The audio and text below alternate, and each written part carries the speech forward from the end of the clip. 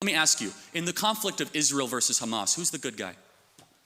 I believe both Hamas and the Israeli government are evil, but I think also that there is no justification. Are they equally? There is no justification for the murder and mutilation of thousands of innocent people and children in a futile... Let's zero in on it. There is no justification, Mr. Kirk, for invading hospitals, for bombing innocent populations and dragging out a war which is damaging Israel and the West's security. You've made that point, but...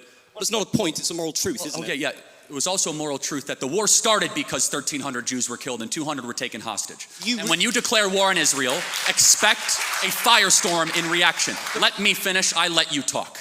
Israel, at its holiest day of the calendar year besides Yom Kippur and Rosh Hashanah, Samat Torah, the 50-year anniversary of the Six-Day War. On Shabbat, Hamas invaded Israel, deciding to go recklessly to music concerts, to homes, to kibbutzes, and taking 200 plus hostages. They knew what they were doing. In one of the most cloistered urban environments on the planet, 2 million people live in a place where it's impossible to wage war.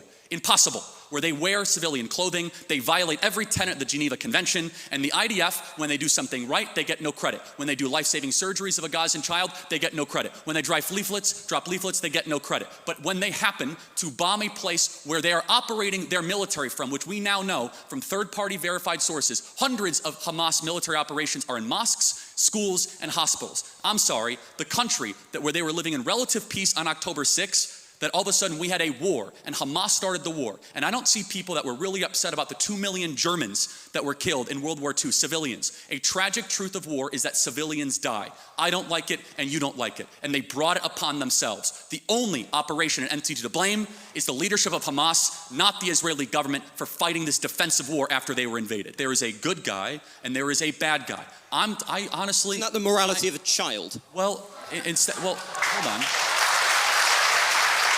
It's interesting you say that, because a child who knows that Israel is the good guy, Hamas is bad, has a lot more wisdom than a student like yourself at Cambridge University.